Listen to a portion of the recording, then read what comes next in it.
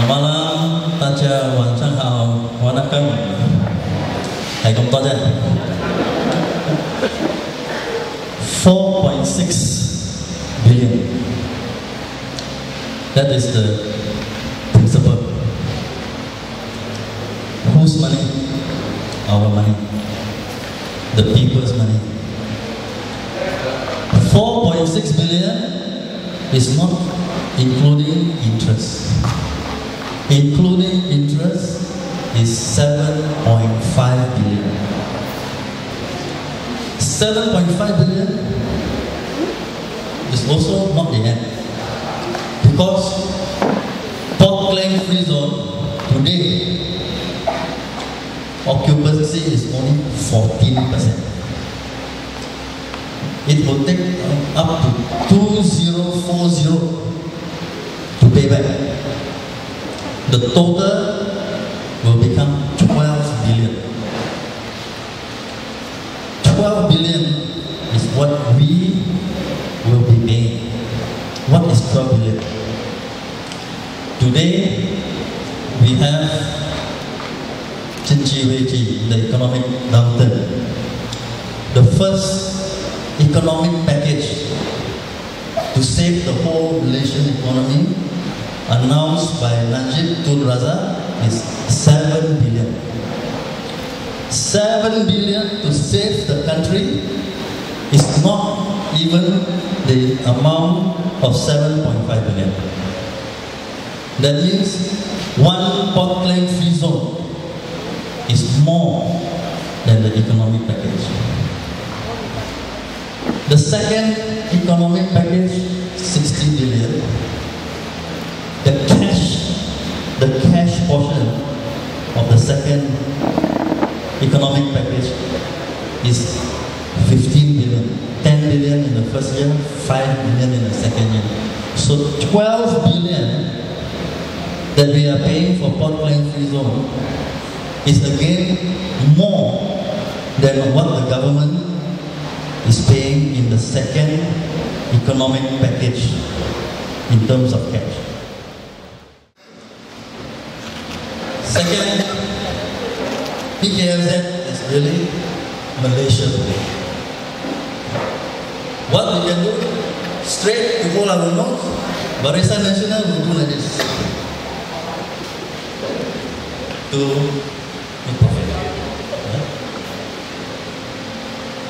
The land belongs to the state.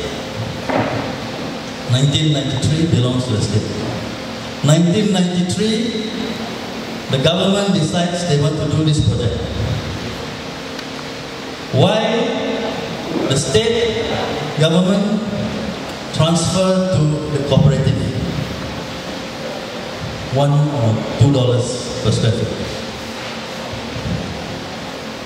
The cooperative, which includes Abdul Rahman Palil, who has also become a director in Wijaya Baru, which is the shareholder of Kuala Dimension. Then this cooperative sell to Kuala Dimension $10. Already make 7 million. Kuala Dimension sell to Port Klang Free Zone 25 million. 15 million. Every month is making the profit. Why can't the state government give back to the state Port Klang Free Zone $3? Why must go through cooperative Kuala Dimension? This is what I mean by Malaysia today. Second, when he says Malaysia today, all the laws and procedure no need to follow. Kalau kita pergi ke MPS, kita hendak ikut peraturan, meeting, syarat, ini tak boleh, itu tak boleh. But when this Kuala Dimension wants to sell the land, all can be approved. Valuation report says official valuation is 10 million. Include the infrastructure, 17 million. Cannot be 25 million. 25 million is only because it is a special value. Because Kuala Dimensi says I give Port Klang free zone time to pay. But they still charge interest. So there is no justification for the 25 million. Yet it can be approved. The fourth point relates to the manner in which the project is given to Kuala Dimensi. First, Kuala Dimensi sells the land. Then Kuala Dimensi becomes the turnkey developer. What is the qualification of Kuala Dimensi to be the turnkey contractor?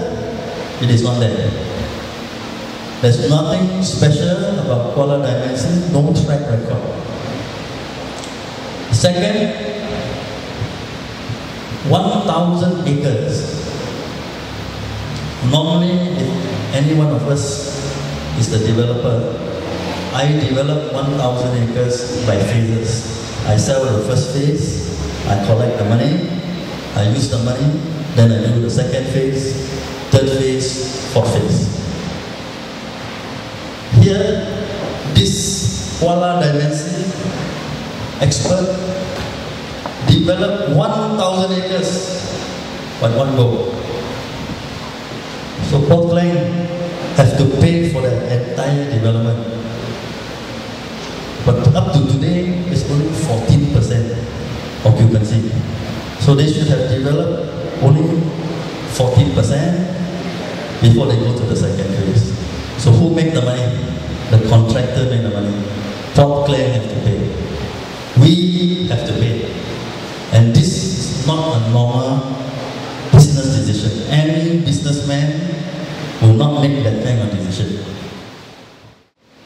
So corruption is not only taking our money. Corruption is also endangering our lives.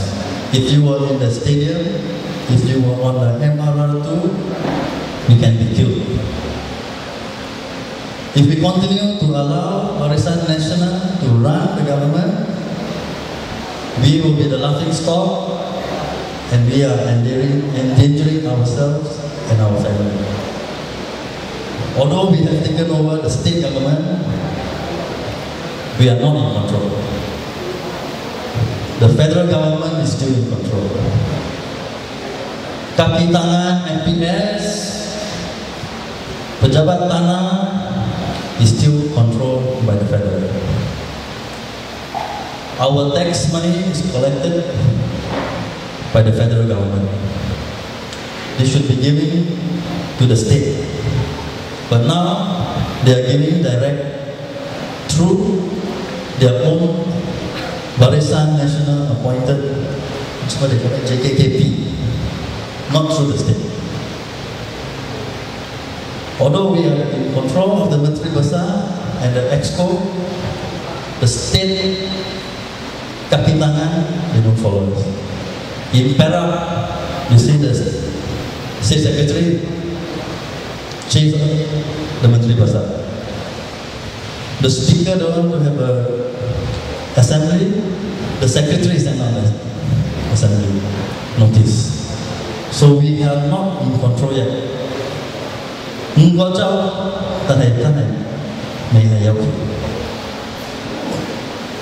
have to go to Putrajaya. We have to take control of Putrajaya before we can change. That is why we would like to explain to everyone. And they ask, what is happening to Selangor? What is happening to Perak? What is happening to Penang? Because the federal government is not respecting, tidak memberikan kehormatan kepada keputusan rakyat. They are sending the money to their representatives. another project by Barisan Nasional. That is our money, not Barisan Nasional money. It's the people's money. So we should go back to the federal government and say, this is my money, give it back to the state, give it back to Tan Sri Khalid and the Pakatan government, because the people voted for Pakatan to control our money. It is our money. It is Pakatan should be in control. So we must stand up. We have to tell UMNO, MCA, MIC, listen to the people. And we will continue to go to Putrajaya. Thank you.